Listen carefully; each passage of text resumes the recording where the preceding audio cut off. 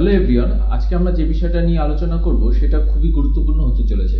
আপনারা তো জমি কেনেন, জমি যখন কিনছেন তারপরে আপনি দেখবেন আপনার রেকর্ডে কিন্তু নাম নেই। অর্থাৎ বাংলা ভূমি যে ওয়েবসাইটটা আছে সেই ওয়েবসাইটে দেখবে সার্চ করলে আপনার নাম দেখাচ্ছে, যদি আপনার নাম রেকর্ডে থাকে বা আপনার যদি জমি থেকে থাকে।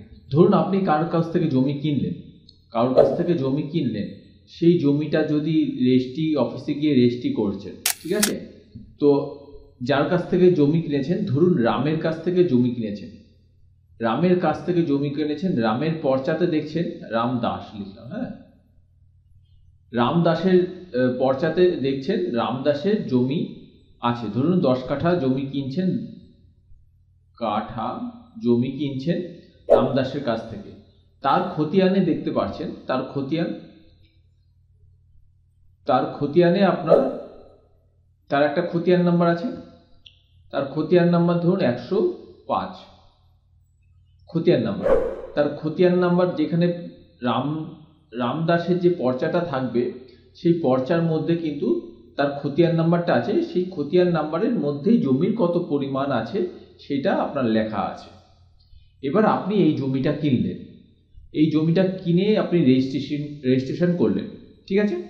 রেজিস্ট্রেশন করার পর বা রেজিস্ট্রি করার পর আপনি কিন্তু নিশ্চিন্ত হয়ে ধরুন বসে আছেন। এই নিশ্চিন্ত কিন্তু হওয়া যাবে না। আজকের ভিডিওটা এই জন্যই এই বিষয় নিয়ে আলোচনা করব, আর এটা খুব গুরুত্বপূর্ণ ভিডিও। একটু ধৈর্য সহকারে শুরু থেকে শেষ পর্যন্ত দেখুন, কেন গুরুত্ব সেটা বুঝে যাবেন। তো দেখুন, আপনি রামদাসের কাছ থেকে জমিটা কিনলেন, কেনার পরে কিন্তু আপনার দেখবেন যখন পর্চা বের করবেন বা আপনি বাংলার ভূমির যে সাইট আছে সেখানে দেখবেন আপনার নাম কিন্তু ওঠেনি, ঠিক আছে? তো আপনি যখন রেজিস্ট্রেশন করবেন সমস্ত কিছু কমপ্লিট হয়ে গেল না কিন্তু, তারপরে আপনার আর একটা কাজ আছে যেটা হচ্ছে মিউটেশন করতে হবে, ঠিক আছে? মিউটেশন করতে হবে, অবশ্যই মিউটেশন করার পরেই কিন্তু আপনার পর্চাতে নাম উঠবে এবং আপনার একটা খতিয়ান নাম্বার হবে। এই খতিয়ান নাম্বারটা যতক্ষণ না হবে আপনি নিশ্চিন্ত হয়ে বসে থাকবেন না, আপনি অবশ্যই মিউটেশনটা করে নেবেন, তাহলেই কিন্তু আপনার সমস্ত জমি কেনার প্রসেসটা কমপ্লিট হবে। 1 নম্বর কথা, আপনাকে এখন যেটা হচ্ছে ইদানিং, সেইটাই আমি এই ভিডিওর মাধ্যমে তুলে ধরি। সেটা হচ্ছে, আপনি জমিটা কিনলেন রামদাসের কাছ থেকে, এটা আপনি জানেন এটা দলিল। রামদাসের কাছ থেকে আপনি একটা জমি কিনলেন, জমি কিনে সেটা রেজিস্ট্রি করেছেন, ঠিক আছে? এবার আপনি রেজিস্ট্রি করে তারপর দেখলেন যে মিউটেশন করলেন না, ঠিক আছে? মিউটেশন করলেন না। এই রামদাসের ইনি হচ্ছে রামদাস, ইনি ধরুন আপনি মিউটেশন করলেন না, ঠিক আছে? মিউটেশন পরে করলেও হয়, ধরুন 10 বছর পরেও যদি আপনি 10 ইয়ার্স যদি পরেও করেন আপনি, ঠিক আছে, তাহলেও আপনি মিউটেশন করলে সেটা রেকর্ডে চলে আসে, ঠিক আছে? এর মধ্যে অনেক জটিলতা বাড়ে, কিন্তু সেই জটিলতা একটা মানে বেশি জটিল হতে পারে, সেটা আমি বলছি।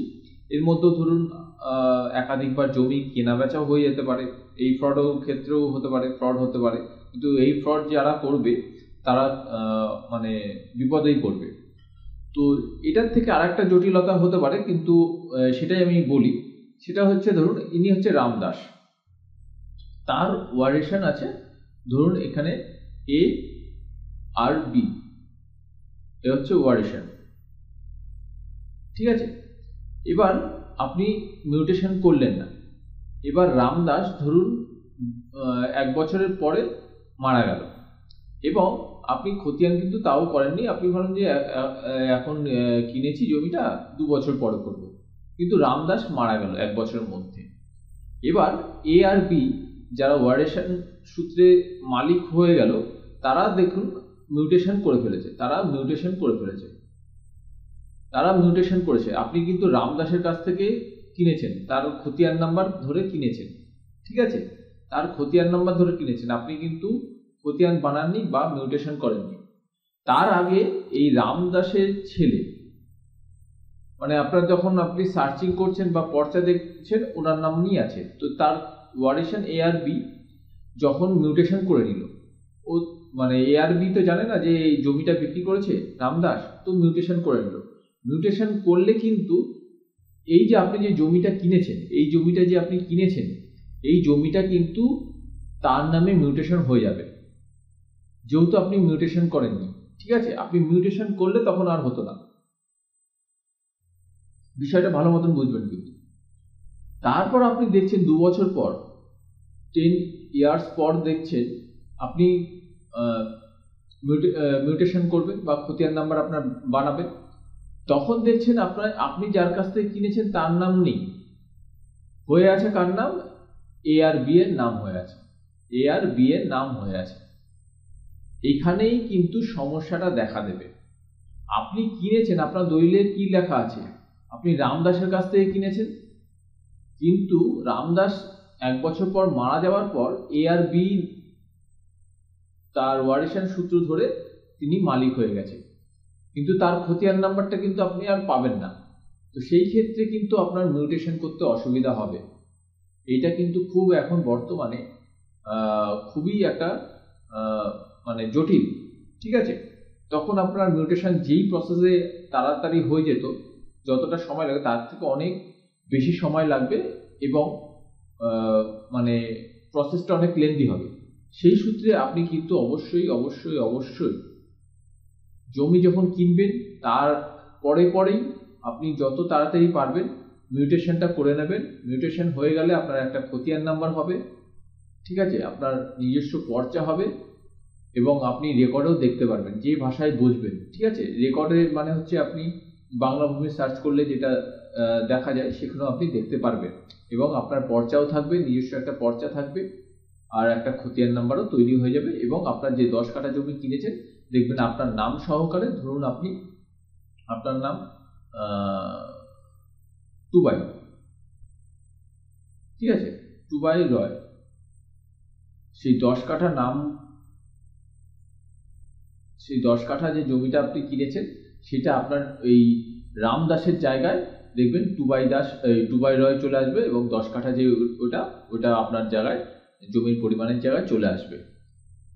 আর যদি আপনি না করেন সঙ্গে সঙ্গে, তখন দেখবেন এই যে ওয়ারিশ যদি করে ফেলে, ঠিক আছে, মানে রামদাস যেটা বললাম মারা যায়, তাহলে দেখবেন এই দুইজনের নাম ওখানে বসে গেছে এবং 10 কাঠা অর্ধেক যেরকম ভাবে পাবেন আইনগত ভাবে সেরকম 5 কাঠা করে, হ্যাঁ,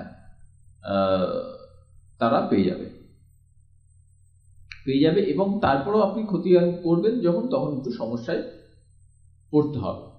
তো এই ভিডিওটা এই জন্যই ছিল যে মিউটেশন করাটা কেন জরুরি। ঠিক আছে, তো আজকে এই ভিডিওর মাধ্যমে যদি আপনার কোনো রকম উপকার এসে থাকে তাহলে অবশ্যই লাইক করবেন, শেয়ার করবেন এবং অন্যদের জানানোর জন্য অবশ্যই শেয়ার করবেন আর সাবস্ক্রাইব করবেন এরকম ভিডিও আরো দেখার জন্য। থ্যাংক ইউ, দেখা হচ্ছে নেক্সট